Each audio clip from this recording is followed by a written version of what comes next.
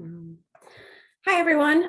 My name is Amy Salazar, and I'm part of the leadership team for the National Research Collaborative for Foster Alumni in Higher Education. Thanks for joining us today for our next webinar in our webinar series. Before we jump into today's webinar, I just want to make a few announcements. So we're recording today's webinar just like we always do. So if you don't want to be part of the recording, I'd encourage you to keep your camera off. And then just like always, we will make this webinar available on our NRC FAHE website and also on our YouTube, the full recording on our YouTube page. I will tell you a little bit about our upcoming webinars. So we won't be having any webinars over the summer, but we'll be back with you all with new webinars starting in August. And we don't have the August webinar scheduled yet, but we do have another webinar scheduled for Thursday, September 29th from 11 to noon Pacific or 2 to 3 Eastern time. And this will be our first NRC FAHE lightning round webinar, where participants will have the opportunity to talk about challenges they're facing in their work, practice, research, policy in the area of foster care and higher education. And we'll have opportunities for the group to help brainstorm solutions to some of those challenges. So we'll make more information available about that soon. But if that sounds interesting to you, please go to our website, or if you don't already get our listserv, please go to our website, www.nrc-fahe.org. And if you scroll partway down the screen, you can see where you can join our listserv. And then you'll get all of the information about our upcoming webinars, as well as our quarterly newsletter and other things going on within the group.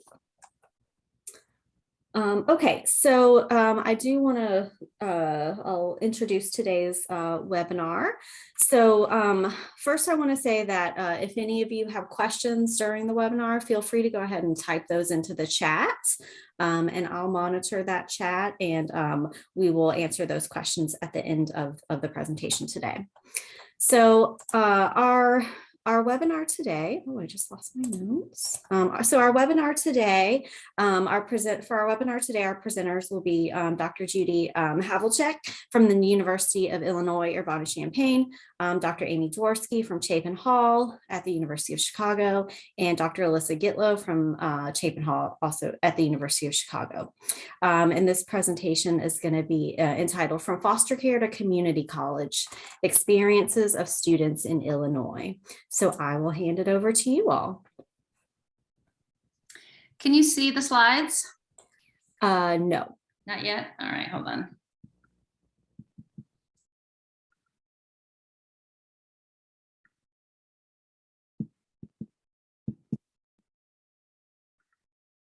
Let me try it again, sorry.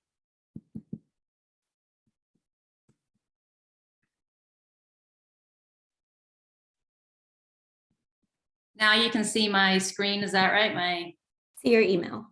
Okay, hold on. All right.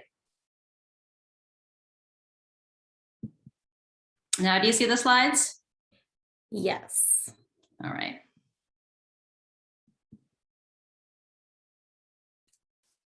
Now, can you see it, the title slide? Yep. Okay. All right, everyone. Hi, I am Judy Havlicek, an associate professor at the University of Illinois in Urbana-Champaign, and I am presenting with Dr. Amy Dworsky and Elissa Gitlow. We have kind of divided our presentation up, so you'll hear us present different portions of our presentation. Our study was funded by the Spencer Foundation, and the title that we used for that proposal is Using Research to Improve the Post-Secondary Outcomes of Community College Students in Foster Care. So as many of you know, state and federal policymakers have invested in programs designed to improve post-secondary education outcomes among young people in foster care. And despite those investments, college enrollment and graduation rates among young people in foster care remain low. Illinois is like many other states and lagging, or like Illinois lags behind other states in developing strategies to supplement existing state and federal programs that aim to increase college enrollment and graduation rates among youth in care. And in particular, in developing partnerships between child welfare and education systems. I think Illinois is also similar to other states in this way, though. So Illinois, like I think other states, have an existing array of programs and even policies that are intended to promote post-secondary education, such as we have like an annual high school academic planning meeting, which is supposed to review high school progress and plan for post-secondary education. We also, through our ETV program, we have something unique, which we fund 2 post-secondary education specialists in the state who really administer funds for college for young people in foster care.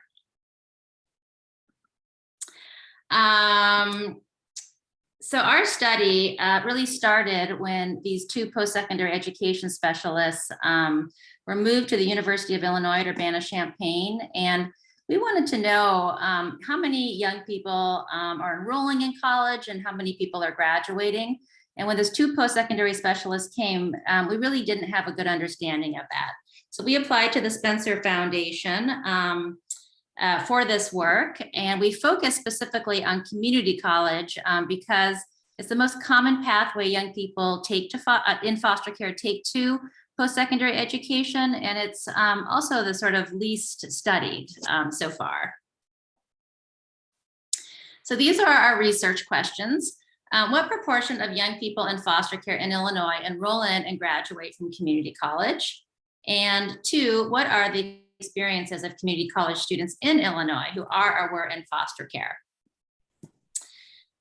Amy, do you want to talk about the administrative data analysis? Sure. So we used administrative data from the Illinois Department of Children and Family Services to identify all of the young people in foster care who turned 17 while in care from 2012 to 2018. And that brought us to a sample size of 5,462 young people.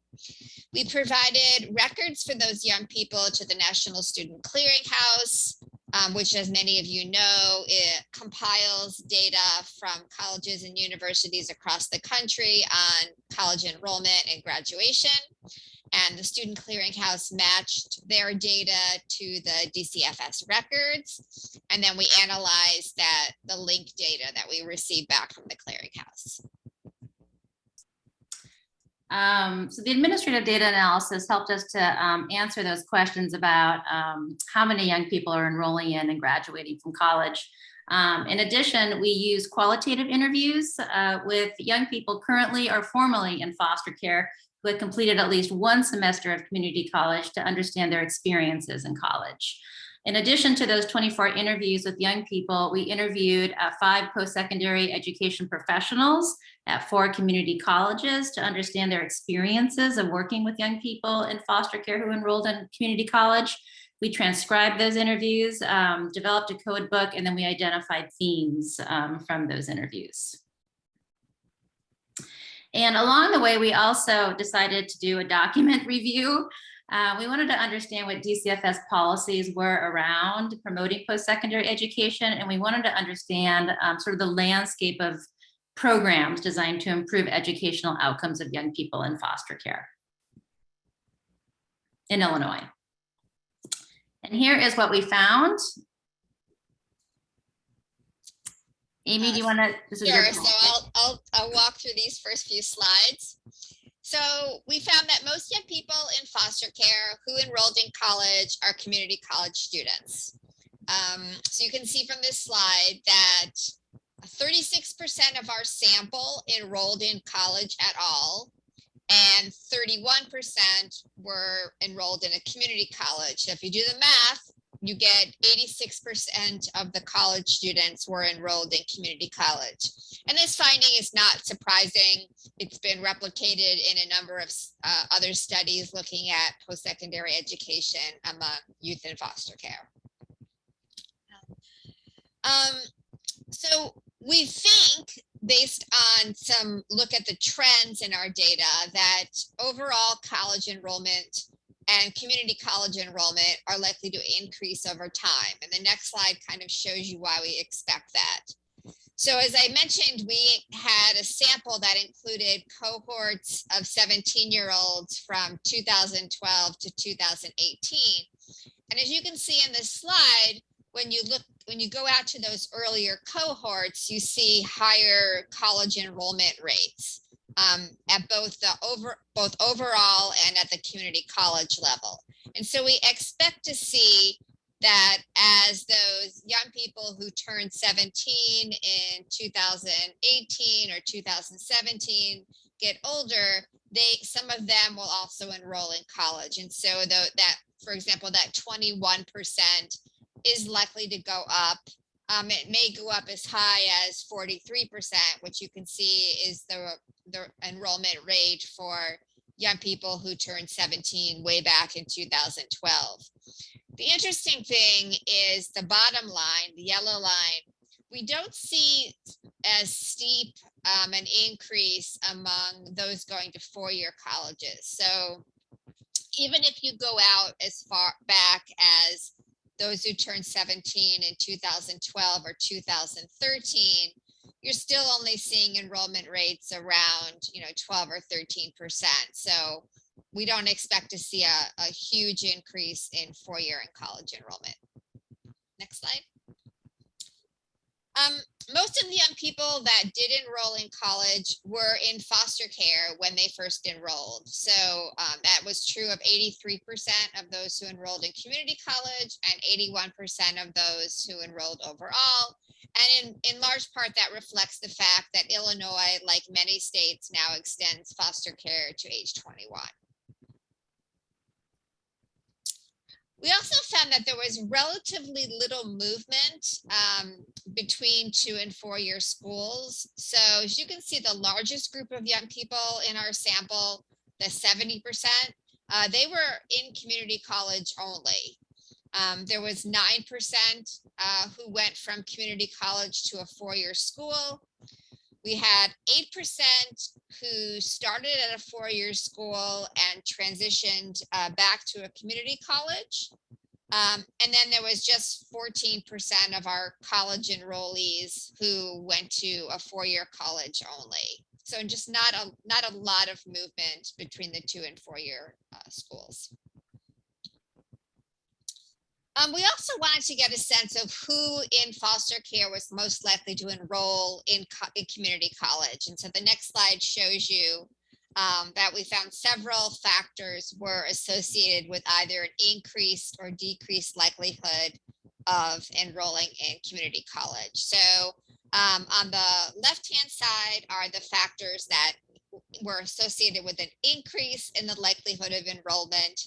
So those included being female, being white, having fewer placements, being placed with a relative or in non-relative foster care at the age of 17, and having been in care for a longer period of time. And then on the right-hand side are the factors that were associated with lower rates of community college enrollment. And those included being male, being Black or multiracial, having experienced more placements, being in congregate care at age 17, and having been in care for a shorter period of time. And I'll just say that a couple of these factors, particularly the gender and race, those are not unique to young people in foster care. We know overall that young women are more likely to go to college these days than young men. And we also are very familiar with the rather large racial gap in college enrollment and all of the various factors that likely contribute to that difference. Next slide.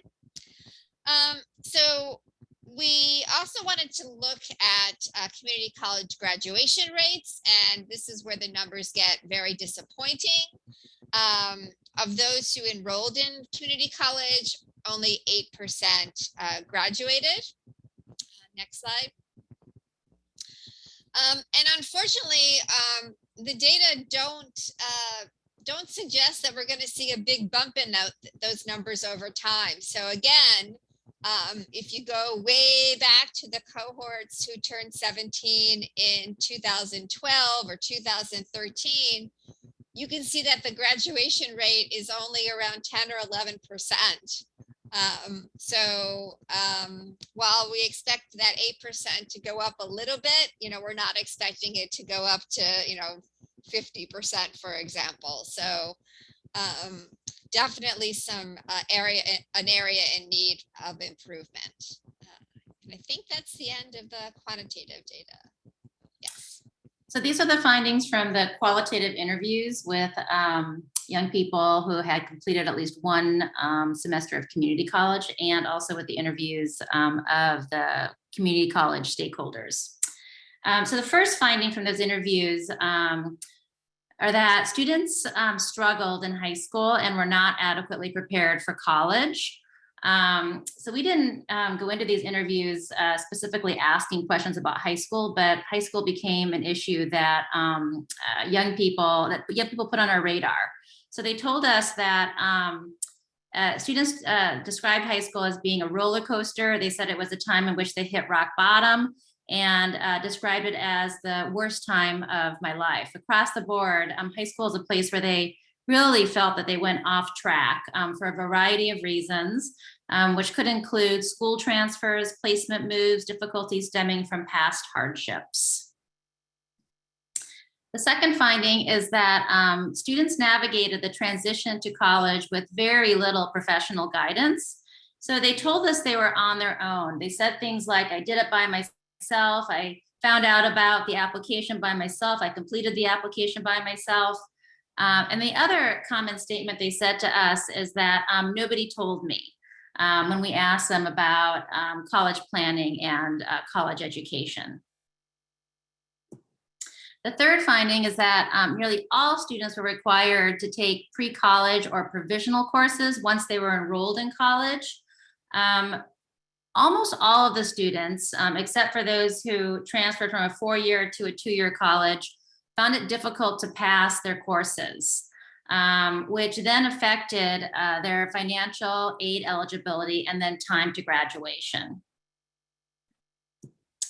The fourth finding from those qualitative interviews is that students told us they didn't fully understand how financial aid, including the aid that they received from the state child welfare system in Illinois, worked when they enrolled. And so when they failed those classes, they didn't understand that that would impact their financial aid. That was a surprise to them that they wish they had known a lot earlier. The next finding is that the amount and type of support provided by those post-secondary education specialists, which might be unique to Illinois, varied across students. So these are positions that have been around since ETV first started. And the students in our study didn't quite understand what those PSE specialists could do to support them. The next finding was that students wanted their community college to understand their needs better and tailor supports. They specifically said that they wanted opportunities to talk one-on-one about their needs with community college administrators. And they were very clear that they wanted to understand what resources were available so that they could make decisions for themselves about what to engage and when to engage. And last, the community college administrators that we talked with told us that they wanted to support students who are or were in foster care, but they felt like they faced barriers to providing that support. So first, they told us that they didn't always know how to identify that a young person enrolled in college was also in foster care or had been in foster care. And they also didn't know exactly how to be helpful to those young people. And conversely, students told us that they knew that their colleges were doing their best, but they wished that their needs were understood better. So many of them really didn't like to have to self-identify as being in foster care in order to navigate, for instance, financial aid kind of problems. They really wanted their colleges to sort of handle that better. Now I'm going to turn it over to Elissa, who is going to put it all together and share what we think it means, our findings. So hi, everybody. I'm Elissa, like Judy said, and I want to talk to you about, how we interpret this. So as we've talked about it, we know that college enrollment and graduation rates, they really haven't moved much in the past decade, even though we have significant investments designed to improve outcomes in post-secondary education. And like Judy said, we heard about setbacks on the young people's pathways to college. High school, when we set out to do these interviews, we weren't really expecting to hear such kind of unanimous discouraging stories about their experiences in high school. But we also, they also described their resiliency, and that resiliency can help move them forward. So what we'd love to see is some comprehensive and coordinated strategies that take into consideration the more of a pathway to college. So in high school, from high school to community college, as well as those supports from the child welfare system, so that there's really more coordinated efforts so that the pathways are not as choppy and jumpy and really difficult to ease those burdens. So we have a set of, I think it's 8 recommendations. The first is, like I just mentioned, to increase that collaboration between the education and the child welfare systems. And again, that includes the high school education and the post-secondary education systems. Minimize school changes and other disruptions during high school. So many of the kids that we spoke with talked about so many school changes. And if you think about your own high school experience, or if you're parents and think about what high school, how disruptions impact your teenagers' lives, you really want to minimize those changes. Increase access to information about financial aid to really help them understand how all of the different aspects of financial aid fit together and the ramifications. Judy mentioned that they didn't really understand that if they failed a class, that would impact their financial aid, or that those preliminary classes that they needed to take, those also impacted your financial aid. The fourth recommendation is we'd love to see some more caseworker capacity to support young people's college aspirations. So while they're in high school, start talking more with them about what their different pathways look like. Encourage them, have them help them go on visits and see what the different opportunities are. Next slide. Strengthen academic support, especially during that first semester.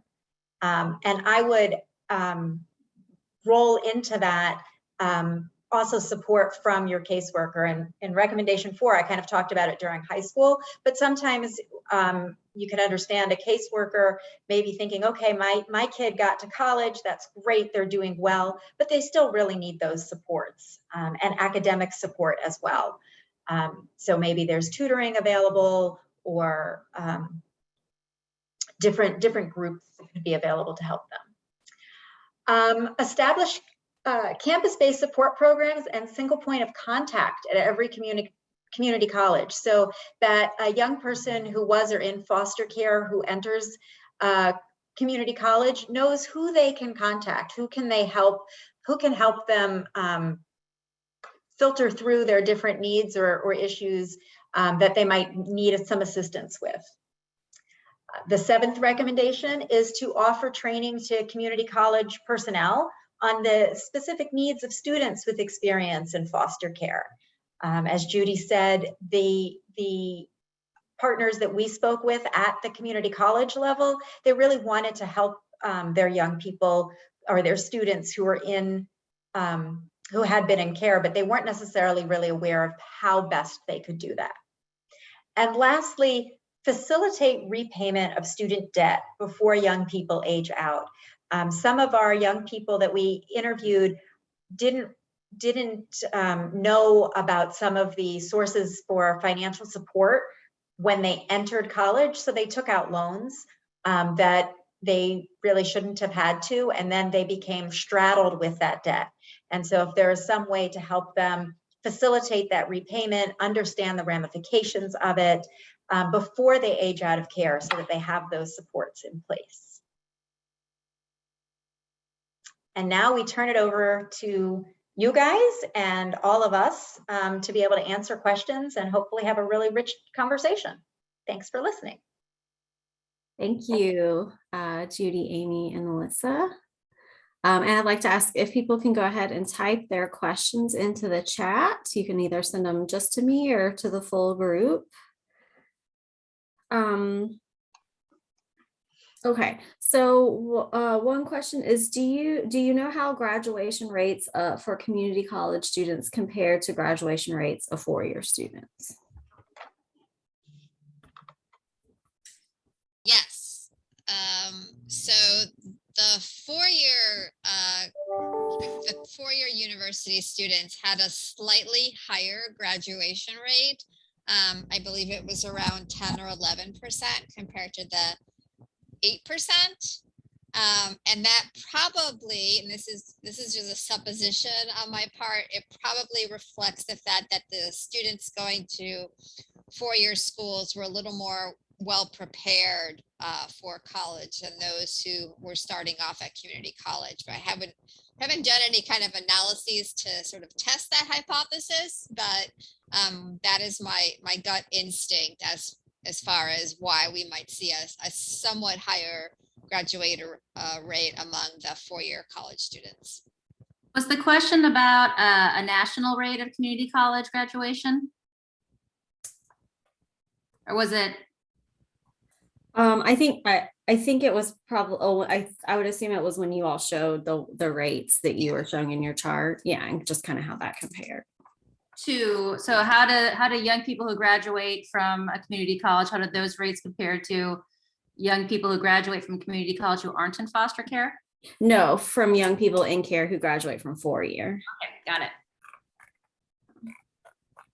Okay, so our next question is, were the demographic factors contributing to who was attending four-year schools similar to those who attended community colleges?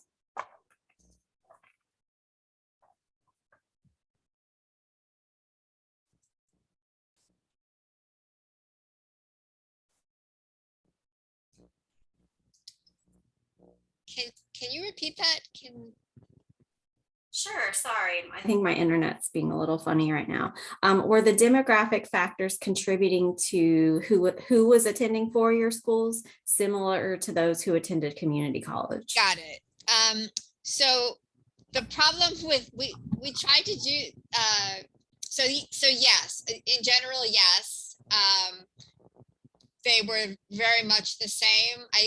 There may have been one or two factors that were different, but in general, they were the same. They were the same as if you look at college enrollment overall, so that the patterns, were all very much the same. I can't remember offhand if maybe, for example, one of the parameter estimates may not have been statistically significant. But in general, the overall trends were identical, whether you looked at community college enrollment, overall enrollment, or four-year college enrollment. Thank you. So the next question is, does Illinois offer pre-college access programs for youth in care? I am not sure that we do not programs that are specific to foster youth. I think some of the young people that we interviewed had been at high schools where they had taken community college classes as a high school student, or they had participated in like a college or employment kind of promotion program, like a youth development program. And those experiences were enormously beneficial to the young people that we talked with and helping them to sort of think about post-secondary education and plan for it. But I don't know if we have one that's specific to foster care. Amy or Elissa, do you know? Not specifically a pre-college kind of bridge-like program. I know that there's the Strive program, which I think is more focused though on helping young people just graduate from high school and not so much bridging, getting them to college. So yeah, I can't think of anything offhand that's specifically pre-college. There's also a program called First Star, right, Amy? It's at one university, and that might be some kind of bridge program, but it's really limited to a small number of young people. I believe that program is no longer operating in Illinois. Ah, okay. All right. So no, the answer is no. It's at Illinois State University. Yes. Yes. Oh, hi, Shakita. Hi. It's no longer at Loyola, but it is. Oh, okay. I knew one of the locations was no longer operating. Yeah. Yeah. But the challenge is the recruitment process is very challenging. It's in Central Illinois, so it does not hit the students that are in the northern or southern areas. And so the Illinois State location has faced challenges with recruiting youth in care to participate in the program. And obviously, like many programs in the midst of the pandemic, it suffered from just low participation. But the program is definitely up and going and just struggling, like I said, to recruit students who would participate in working with caseworkers to see if they would bring them to sessions and so forth. But it is a year-round program. Thank you, Chiquita. Yeah, thanks, Shakita, for adding that additional information. I appreciate that. So the next question is, I'm curious if you collected information on how foster youth navigate the student financial aid system. For instance, who helps the student file the FAFSA? How do foster youth find out about student aid and tuition waiver programs? So we did have specific questions about financial aid, and across the board, we were really surprised that many of them did not have a point person who was helping them. So they could have had a caseworker that they could go to, but more often than not, a caseworker would tell them that they were the first person on their caseload to go to college. And so some had caseworkers that would come back to them with answers that were helpful. But across the board, most of them did not have one specific person who was helping them to navigate financial aid or even scholarship information. Now, they could have a caseworker that could access a post-secondary education specialist. And those that had a caseworker that organized like a sort of a pre-college meeting with those post-secondary education specialists, those meetings are very helpful in grounding young people in financial aid and in state and federal scholarship information. But no, we were really surprised by the lack of the specificity and support around financial aid and funding for college.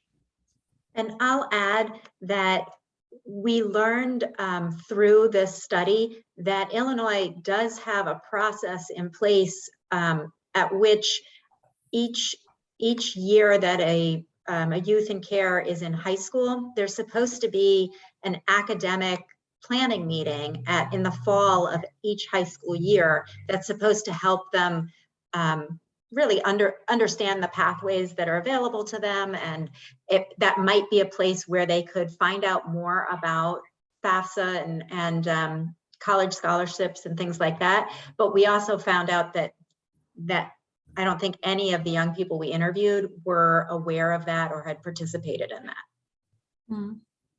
And This was my question. Can I ask a follow-up? So I'm at UIUC as well. And, you know, what bothers me is that we've structured as a nation our financial aid system to assume that they're parents, right? Like it assumes that you're a dependent student that has parents that's going to fill out this form. And it sounds like either foster youth are navigating this themselves or it's dumped onto caseworkers. Additionally, did you have any evidence of sort of interconnection across like ISAC's advising corps, connecting with students to get them to fill out? I mean, we have these statewide programs, we have universal FAFSA required now, but I mean, the evidence is showing foster youth are the least likely student category to actually file. So No, we had no, in our interviews, no, we had no indication of that. And what I would say is that in high school, these are young people who feel like they fell off track because many of them experienced placement moves and they'd have to go to a new college or a new high school. And every high school, they just became less encouraged and more discouraged. And I think for most of them, they didn't consider themselves to be college bound and they weren't encouraged to go to college either. So that sort of piece was missed. And it wasn't uncommon for them to say that they also submitted their FAFSA forms last minute, which also then put them at a disadvantage for all the financial aid funding that they could have been eligible for.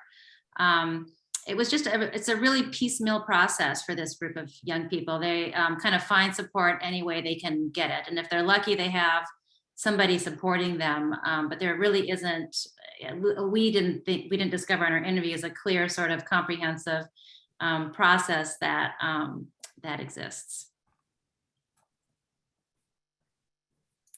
Thank you. So the next question is just a clarifying question. How many colleges were involved in the study, community colleges? For the qualitative interviews? I think,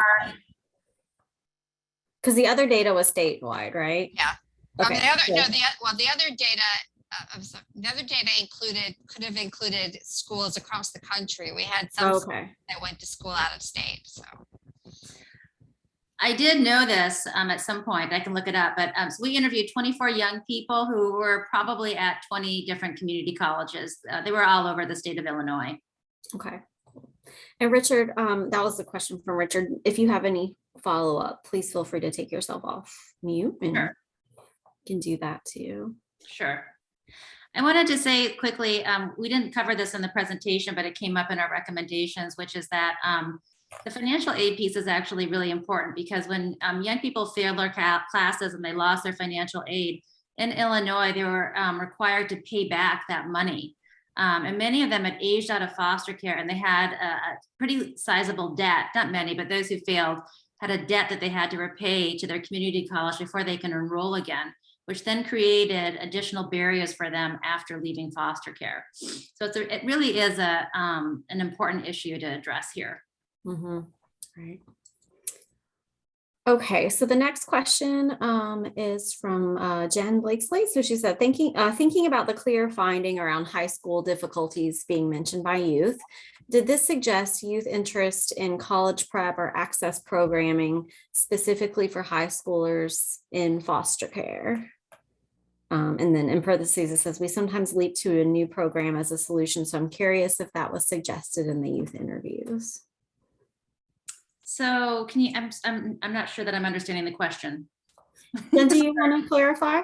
Sure. I'm just thinking about they're in high school, they're dealing with these various challenges like placement moves. And I think as a researcher and certainly as someone who's biased towards programming for youth in high school and foster care around college access, I'm curious whether youth were suggesting they had the bandwidth to participate in something on top of everything else going on in their lives, or if what you were hearing more was that sort of resilience and I had to get here on my own. If underneath that or in line with that, they were sort of suggesting I did want specific help around this, or if the potential interest in college was still kind of vague and maybe they wouldn't have been ready for that explicit programming. I would say that there was probably a lot of variation across the participants in our interviews. Some definitely said that with every placement move or, kind of adversity in their life, they just lost all interest in high school and wanted it to be over with. Others, I think, were more interested in some college support and just didn't know where to access it. Okay, so the next question is, do you think the findings from the study suggest we should do more to encourage some students to go to pursue the four-year college route? I'm not sure that that's the answer here. I think that these young people would just end up needing these same supports at four-year school, and the struggle might even be more challenging for some. I know that, I think part of the problem here in Illinois is that there are just no supports on college campuses at all for these young people right now, really, with maybe a couple of very minimal exceptions to that. I think, I'm just afraid that if they all, if most of them, just enrolled in a four-year school, they'd be in the same position without having that support. So I'm not sure that that's the answer, is having them all go to four-year schools. I think we need to think about getting a system of supports in place at all sorts of post-secondary educational institutions in the state. It's possible that some of these young people would have been successful at a four-year school, like a well-resourced four-year school that might have had supports available for them, but I'm not sure that that's the blanket answer here to the problem. And I would agree with Amy. I mean, the young people who enrolled in community college, none of them were ready for community college. All of them did not test into college level classes. They were required to take provisional classes. And it was highly common for them to fail those provisional classes. And then the young people that we interviewed who went to a four-year college, for them, they could do the work, but it was the emotional challenges that became setbacks. But that is N of two, right? So I don't want to make any blanket, but those transitions are hard, no matter if they go to a two-year or a four-year college, I think. All right. Chiquita, would you like to just take yourself off mute and ask your question? Oh, yes. Thank you, Amy.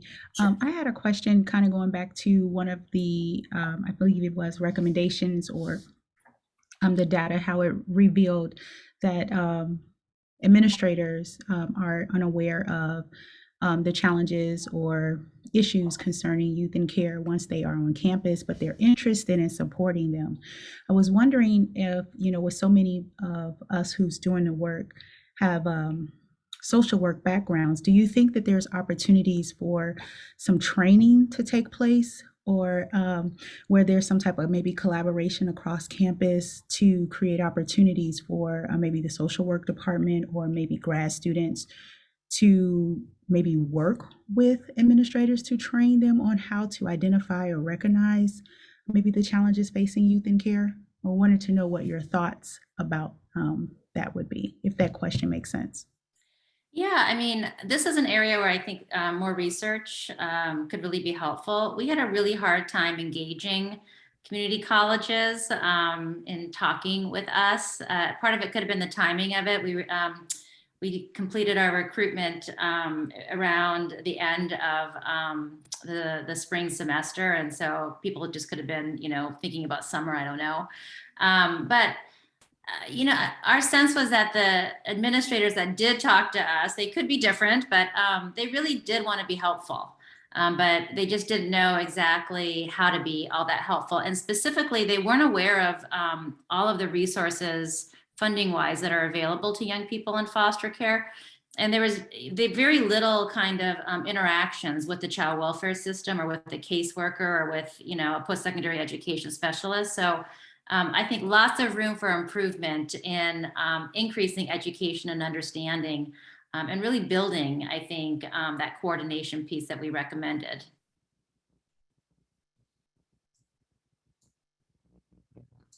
And I don't know if a social worker is needed for that, but but you know, maybe it can't hurt. Okay, well, our next question is, you mentioned, or let's see, one of the recommendations involved strong or coordinated efforts between high schools, community colleges, and child welfare. Do you know of other states who have really strong coordinated efforts, and what does that look like? Well, I'd like to throw it out to the audience. I mean, for me, Amy and Elissa might know of other states too. For me, what the state that comes to mind is California, and that data dashboard that they created, I think helps with that coordination piece. But I don't know of other states other than California. Yeah, I'm also thinking of a program like the Sea to Scholars program at Western Michigan University. They actually have someone from the child welfare agency is embedded in the program itself. So if a young person in that program is having an issue with a placement or anything else that might fall within the realm of the child welfare system, there is actually someone from the child welfare system right there on campus available to address it. So I think that that's the, you know, that's like the ideal situation. I don't think we can have child welfare liaisons embedded at every community college across the state. I don't think that's realistic. But I think that's definitely a piece that's really missing in the state. Is there's just no collaboration right now really between the community college system and the child welfare system. Yeah, the state of Washington has a good Passport to Careers it's a network actually of it has state funding and a network of almost every college and university in the state, including community colleges that link child welfare and all the colleges. I can put their website in the chat if anyone's interested in that. Shahida, is there anything you wanted to add about what Michigan does? Okay, no worries if you don't. No, I thought Amy touched on it with the Cedar Scholars Program, but I know Michigan has several, on-campus programs, campus-based programs for youth in care who are in college, and several resources, even things to help transition them to college in the state. So, yeah.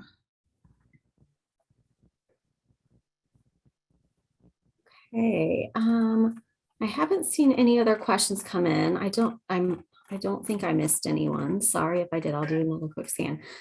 Any other questions from the audience? I'm just curious. So like from the findings, one of the issue is that there's no point person who helps this foster youth. From a researcher's perspective, is it ethical to ask the school or the registrar for how many people or how many or I don't even know if they know if they're the student is a foster care or something. So yeah, I mean, generally the colleges should have a sense of how many students are either current or former youth in care based on the FAFSA form, because there's a box you can check on the FAFSA form that indicates that you had been a ward of the state, essentially. Whether or not students are all checking that form or checking that box is a different question, but to the extent that those data are reliable, schools should have some sense. So I can ask, or those kind of information, just wanting to know how many of the students are former foster care or it's still foster care. So, Yeah, I mean, they should have that information. Whether or Okay. not they're actually tallying that up is, I don't know if they actually do that, but they should have it available to them. so registrar or financial You know, office. whoever handles the FAFSA Okay. would be the place to start. Thank you. And thanks, Maddie. Put in a link to the about the FAN network. Do you want to say anything about that, Maddie, or just Sure, I can just say really quick. So the FAN network is a network of statewide foster care and education backbone organizations. And they support the campus support programs in their state. And so to the point about how state child welfare agencies are tied into support, that's often where you see that tie-in. So Washington Passport, Fostering Success Michigan, Positive Pathways in Florida, and some others. Sabrina's also doing great work out in Alabama. So just in case you're interested in learning more about how that support looks, that's a great place to start. And then I think from there, there's obviously many ways that child welfare is intertwined with campuses, but it does take a concerted effort, I would say. Yeah, definitely. Okay, well, I haven't had any other. Oh, looks like Judy's. I'll ask a question of the audience. So Amy and I and Elissa have been working with the DCFS post-secondary education specialist to try to address some of our findings. And we're thinking about, we have some ideas for persistence and graduation, but it's been harder to think about enrollment, how to increase college enrollments among young people in foster care. And I was just curious if anybody out there had some suggestions.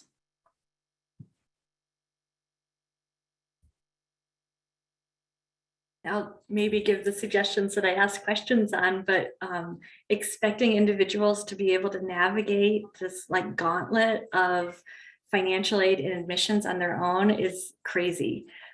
So making sure that like maybe we connect across agencies and get foster youth to ISAC core people that can help with the FAFSA, or make sure that we're now statewide with the Common App, make sure they get onto the Common App so they can put applications in, or that they even know what the local community college is. And, with so much movement around, you don't necessarily know what's local or where you'd have in-district tuition. So I'm really pleased that we've got that post-secondary ed specialist from DCFS. The intent is to work across agencies.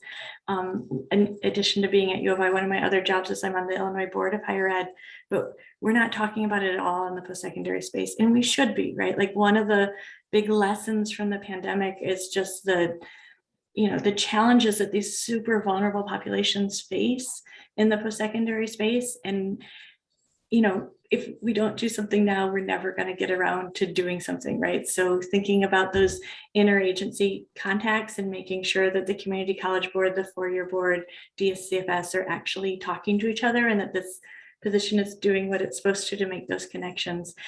We've got resources out there. With the RISE Act, isn't it true now that foster youth are going to automatically qualify for our state need-based grant aid program? Nobody knows that. But if you can get the FAFSA filed, if you get Pell and MAP, tuition is free at every community college in the state, right? Like we should be packaging that, we have free college for foster youth and nobody knows, right? So thinking about how to repackage that, how to reach people, and not just to make it a burden on caseworkers and social workers. Like we've got to do things through the post-secondary systems that exist to reach these populations. But I'm sorry, I'm on a soapbox, but there's stuff here, we've got to just access it. And it's a policy failure if it's structural barriers that are preventing foster youth from accessing what they're eligible for. I think we just need to be cautious that we want young people to be planful. We don't want them just to apply to go to college because there's free money there. right? Because then young people end up getting into school and don't have any clue what they're doing, Right. right? So I think we need to make sure that it's done in a planful way, Yeah. and not, I would add that, and I have my two colleagues, Carrie Ward and Sabrina Jackson, who I think are actually doing this work and have been doing this work for quite some time. Sabrina runs an excellent pre-college program in Alabama, and I think is a great example of, some specific pathway work. And Fostering Success Michigan has really been involved in narrative change and coalition building for the last 10 years.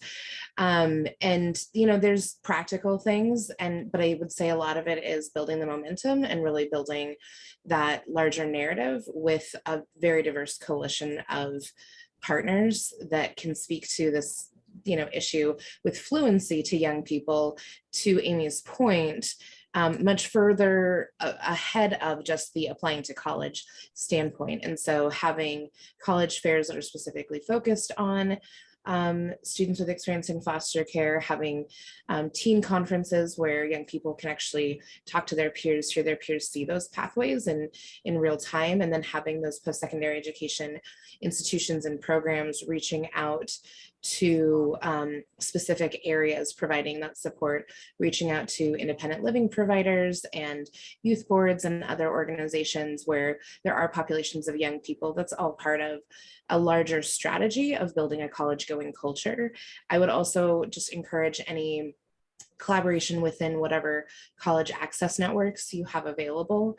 They should be prioritizing this population of students, and they have been very willing partners. My work previously was in Michigan, and so they've been very willing partners to come along and think about how to also join in the coalition building and the mobilizing around that.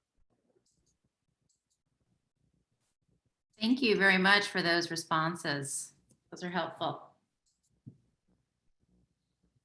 Okay, we're at the top of the hour, so I think I'll wrap us up here. Thank you so much to our presenters today and for everyone engaging in the conversation afterward.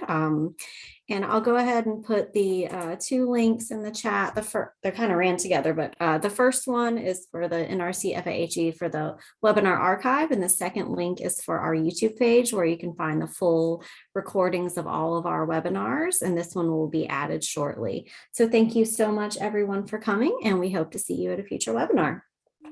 Hi, thanks, everyone.